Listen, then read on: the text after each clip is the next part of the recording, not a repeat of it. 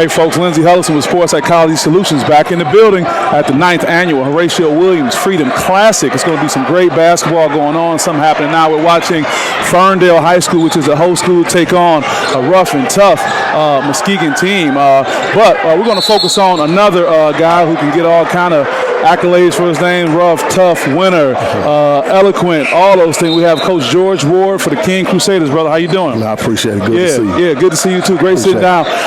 No matter what, we probably would have had him over here anyway after the game, whether it would have been player of the game and the winning coach. But also want to talk to him a little bit about an interesting article that came out a few days ago on M Live, and it really talked about high school coaches, and I guess I could say versus or high school coaches in AAU. I don't know what term you want to use to connect it. Well, you know, it really was not about the coaches. Okay. Really, as far as high school is concerned, you know, my biggest problem has been the evaluation process. And, you know, I've been privy to sit down to the table with a lot of the high-level college coaches. I've been privy to sit down with some of the NBA guys. And the one thing that's been prevalent, that's been the common denominator, is the evaluation process is strictly, a lot of times, oftentimes, April through July. We're talking about during the AAU season. So it kind of minimizes the high school season. So when I look at some of our young men, and you go across the country, you see some of the baddest dudes in the world, no question about it. Yes, the level of competition is wonderful in certain AAU settings, but for me, it has to be about winning basketball as well. It cannot just be about if a kid can score a basket. I want to see if a kid is willing to take a charge. I want to see if a kid is willing to go according to the game plan. If a kid can execute a game plan and execute a team defense. So I understand AAU because it's kind of like a meat market situation. Sure. So you get a lot of talent in one setting. So obviously that's a wonderful thing for the college coaches to do and take advantage of, and they should. I would. But what I'm stating is, in December, after I got a kid on my radar in July, I'm gonna come see how he responds to coaching. Right. I'm gonna come see how he responds to his coach getting his behind because he didn't cut the baseline. Sure. You know, I understand how it goes. Oftentimes the AAU situation is a guy that's volunteering his time, and Lord knows I appreciate anybody that's volunteering their time to help our young men and young women out. So I'm not talking anything negative against them. The one thing that I can tell you is this: as we look at our young men go off to college every year, and the college coach will sit and tell me, man, I got to get a lot of this AAU stuff out of his system. Okay. Which oftentimes the perception is based on individuals. But in a young man's mind, if he's looking at all these college coaches and this is his only opportunity to play in front of these coaches, go for it. He's going to go for it. Right. And I'm not mad at the kid. Right. But what I'm saying is the college coach, in some kind of way, the high school and AAU coach have to find a way to come to a common ground and make sure everybody understands each other's value. Right. And the AAU coach has a very, very important piece to play because that kid is with him during these evaluation times. So now, when I watch a kid come down and take 5 consecutive shots, I don't care what you tell me, that's bad basketball. So we've developed this thought of volume shooting. We watch some of the NBA guys. I ain't gonna name them now, but you look and they had 30 points. I'll name them. James Harden. There you go. All you those can name types. So here we are now. A guy get 35 points, but we don't even talk about the fact that he had 10 or 11 turnovers. True. I saw a kid in the state of Michigan, the first game of the season, his team lost. He had 35 points. Bless his soul. What a wonderful game. He tweeted that evening, had a tough loss tonight, or a great start to the season, got my 35. But his team lost. So if that's my son, if that's my player, we're going to have a whole nother conversation. Well, you're at 1988, I'm 93. That era, that was unheard of. I mean, we didn't have the social media, but we would never leave. We lost, but I got this. So I always tell my guys, if you're happy after a loss, or find some satisfaction after a loss, and mad after a win, some kind of way you thought about yourself. So I just want to eliminate that thinking, and I talked to college mad coaches. after a win that you didn't get off on, but you didn't get off, but your team won. So you sit in the locker room kind of solemn, kind of pissed off a little bit. You can tell. And then when you get in the car, your father's talking to you about, man, you didn't do this, you didn't do that. We're not stressing winning enough to our young men. So now when our young men go off to college, and I'm looking at a lot of them struggle because they don't understand rotations defensively. They don't understand that they better take a charge. They don't understand in the Big Ten, you are probably not going to be able to get off 25 shots a game. Cassius Winston is doing a hell of a job because one reason, he understands how to play the game. Sure. And I think once we really understand the significance of that and really adjust again how we evaluate our players, if we really bring back into the high school thing, it was wonderful for us to see college coaches at our games in high school. Right. And we knew we still had to play the game the right way. Right now, but you didn't have a strong AAU summer to go to. Oh my goodness, no! It was, you had a couple guys that played AAU. I was fortunate enough to play some AAU basketball, but number one, it wasn't every weekend. Number two, you had to develop your game. Number three, your AAU coach would even teach you and tell you how to play the right way. Let me play devil's advocate, because what I want to do sitting with you is try to channel any other comments or statements that may be out there. So the process itself, if at no fault of the student and no fault of everyone else, if during a certain period, during that recruitment period or evaluation period, you got 20 D1 coaches on the baseline, 50 plus, what are you to do when that's probably one of the better opportunities compared to them showing up at the high school game? You better go and take advantage of that opportunity as a player. As a high school coach, you should encourage your player to go. But what you should also encourage your player to do is learn how to play the game the right way. And what's happening is, if we don't stress winning, if we don't stress other things outside of scoring the basketball, it's too often times where if a guy is really good, if you're telling me that this kid is ranked number 10 in the entire state of Michigan somewhere, then his team should definitely be winning. And when I come to the game, it shouldn't be said, well, he just had an off night or he has off nights against these teams. You can have an off night. That's across the board. But you can't have an off night with your energy. You can't have an off night with your defense. Right. You can't have an off night with being a great teammate and being somebody that's coachable. Right. So I just want us to get back to playing winning basketball, and it shouldn't be based on individuals. Do you think, it seems like there's this divide, you're either a high school coach or AAU coach. Do you think there's an opportunity, or is it too deep? Big shot. Is it too deep a divide for there to be some connection where those two entities are working together, if you will? Well, I think the only way there would not be some kind of middle ground is if someone is self-serving. If not both parties, one party involved has their own thoughts in mind. Yeah. If we're about the young man, young woman, then there's no way we can't work on this thing together. Right. There should not be any separation, because, again, the common denominator is the young person. I want to go back to another thing. I just had a thought. You talk about the development process. With the 2 days of AAU time or practice time, is that really fair to say that's a time when you can actually help develop somebody? So let's be realistic. I watched some of the top AAU teams in the United States of America. Their practices are not centered around team defense. Their practices aren't centered around doing the right things all the time. The practices are geared to, a lot of times, they're kind of hooping. Yeah. They feel like they're going to throw the balls out, kind of look, we're going to kind of skim over the top of what we're going to do. It is not based on a sincere game plan, because, again, you play a lot of games now. Yeah. So we're not going over exactly what it is you need to do, teaching you how to come off a screen properly. Those aren't the things that's done all the time. And I started coaching AAU. It's funny, because I listen to a lot of people talk who, I mean, obviously they don't know what they're talking about all the time, and they've used this opportunity to kind of garner some attention themselves. Sure. I made a statement that's beneficial for the young people. I've never said don't play AAU basketball. That's ridiculous. Okay. I want our kids to play AAU and get better, but a lot of times when we're playing AAU, when we go to some of the practices, I've had the privilege to sit in some practices, and I'm thinking, what in the world are we doing?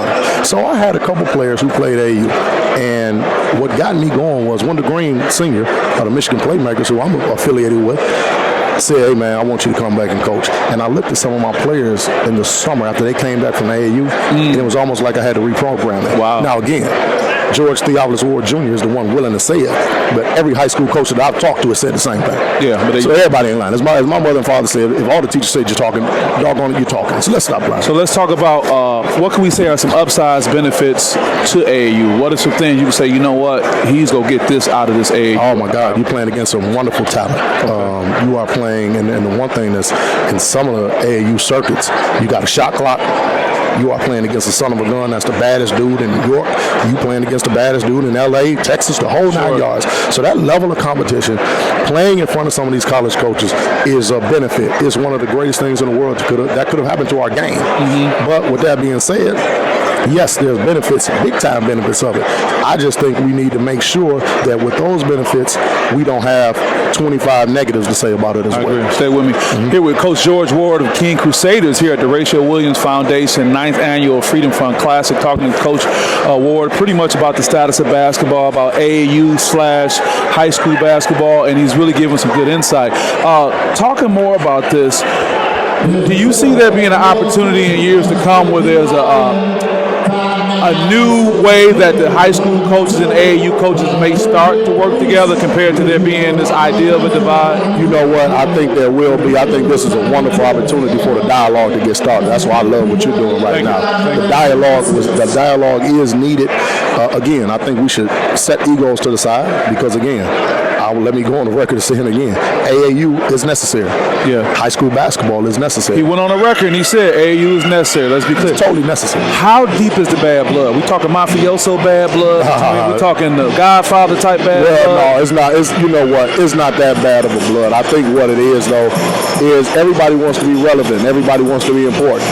That's human nature. That's human nature.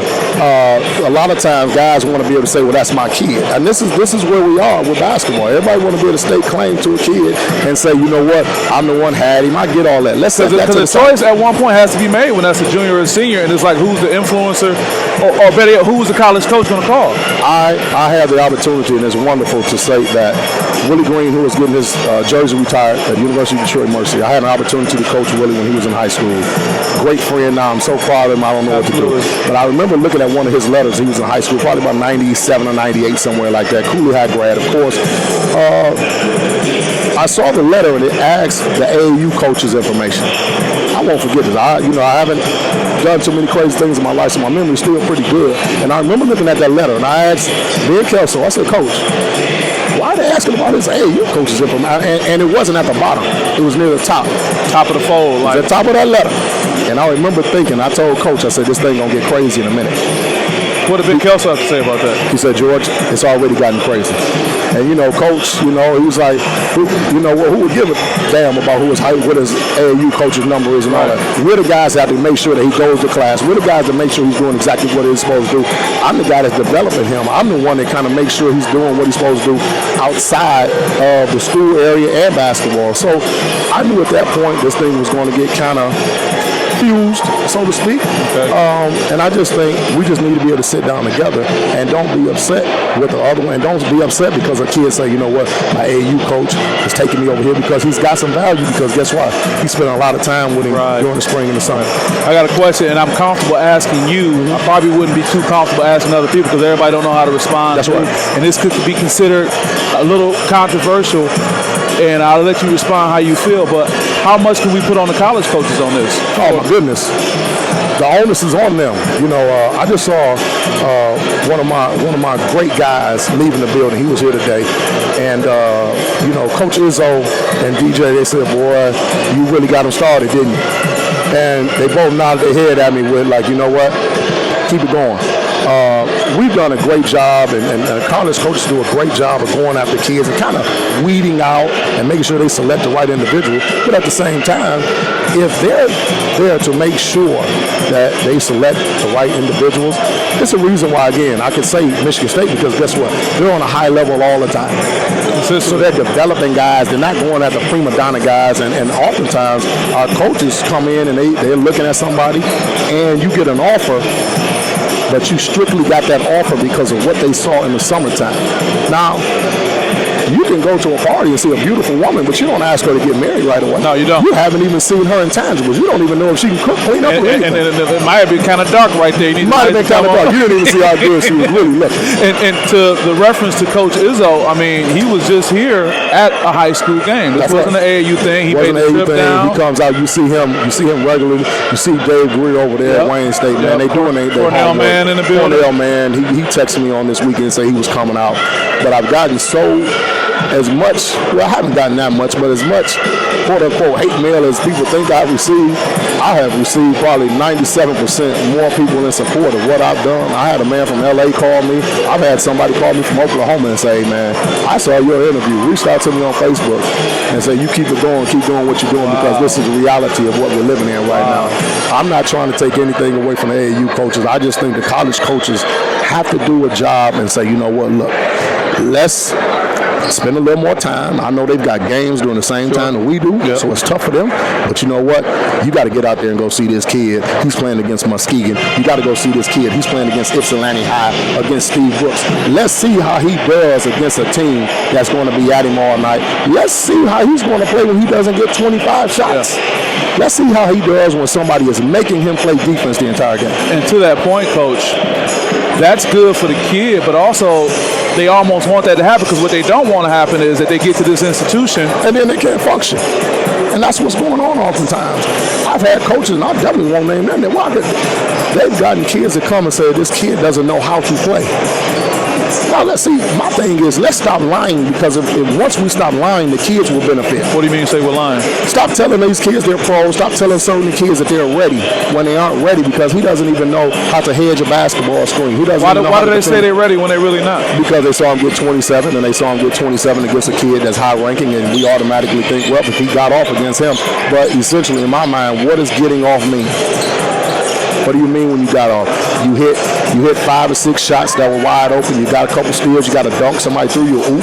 Okay, I get it. We've got some talent. We've got some talented kids out here. But the harsh reality of it is, if we don't teach our talent how to play, all the physical attributes in the world, Cassius Winston is one of the least athletic guys that you want to see. Absolutely. But guess what?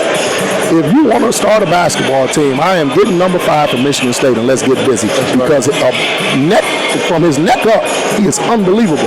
Right. And we need more guys to learn how to play, as opposed to learning how to score. Yeah. I think what you've done is that you started a great dialogue, and I really like what you said about dialogue. As I go forward and put this out there and talk to people, I'm going to come back to that and say I think it's important to have the dialogue. Absolutely. And once they start having the dialogue, people can try to figure out where we can meet. Absolutely. And again, the AAU situation, it's a necessary evil. And the coaches, we got to make sure, number one, we got to make sure that we're getting reputable guys as AAU coaches to be the coach. It's a tough betting system. It's not really, you don't bet like you would bet with there's no question about it. It's not if there's one to begin with. If there's one to begin with. Even at the high school situation, you look at some of the guys that have jobs, and you look at some of the assistant coaches, you say, well, man, why is this guy on his staff? Well, again, I get it. Maybe he brings in some children, he takes the kids home. I understand all that. But at the same time, I want our kids to be held accountable as they would in college. Right. When they take a bad shot in college, I've gone to, when Coach Beeline was at Michigan, I've gone to all these college practices, and the common denominator is you're not taking bad shots, you're not turning the basketball over, you got to play some defense, you got to box out, you got to play with energy, you got to be a good teammate, you got to talk. Those are the things that need to be stressed. And if they're going to stress that, I don't care if the kids play in the church league. Let's get it done then. Yeah, because basically it's saying playing good at high school don't necessarily translate to playing good in college. Man, it does not mean that whatsoever. Let's look around us. We don't have a lot of kids from Michigan that are averaging double digits in college. And they were bona fide scorers when they were here. Wow. So why is that?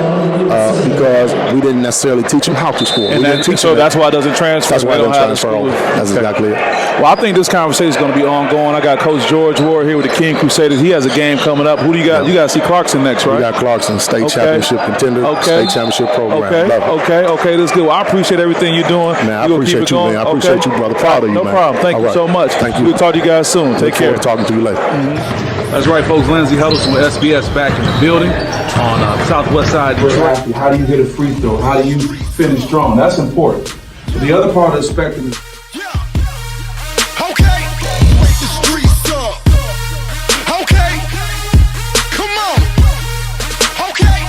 always packed, always loud, always crazy. So it's a tough place to play in. You gotta go in there with a mindset. So I'll be in there tomorrow. That's really my motivation. Is I want to be like Gabe Brown. Gabe Brown shoots like